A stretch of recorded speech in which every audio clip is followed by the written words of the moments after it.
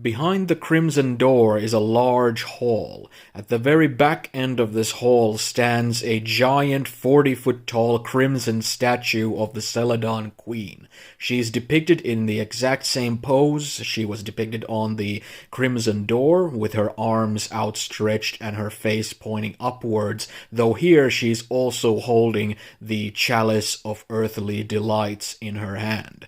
She's standing in front of what seems to be a kind of a prayer pit that has a flight of stairs leading into it.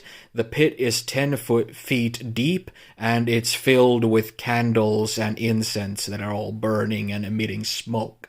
In the center of this pit is also the flesh golem, sitting on its knees with its wide back pointing southwards towards the direction the players are arriving from.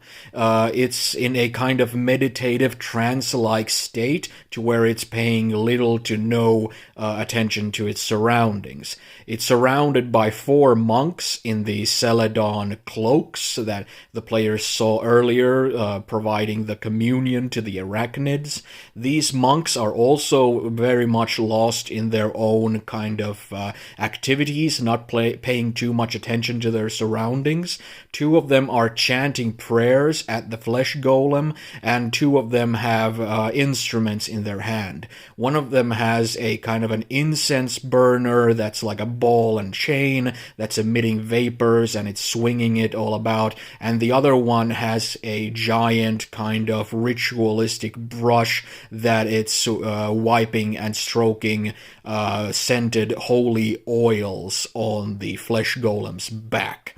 If the players come through the southern door, the crimson door, it's not going to make a loud ruckus or anything. It's not going to inform the creatures in this room of the players' arrival. So if they wish to sneak about through this room, they are completely free to do so, and in a stealth roll situation, they will be all rolling with advantage.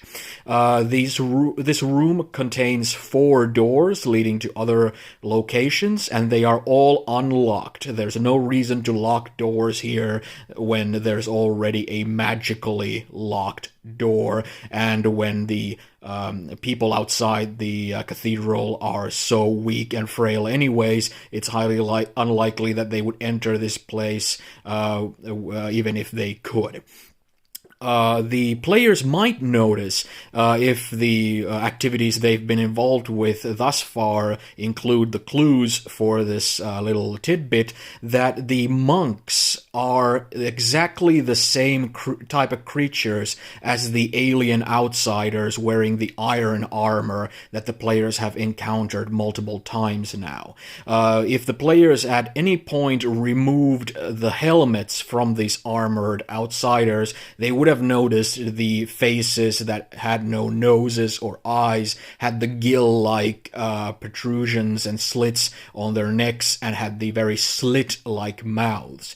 These monks have the exact same features, except their mouths have been corrupted. There's scar tissue and bright red, kind of almost a star-like shape to their mouths, which very much reminds you of the mouth of Sauron from Return of the King, that kind of corruption. They're very pale and very nasty.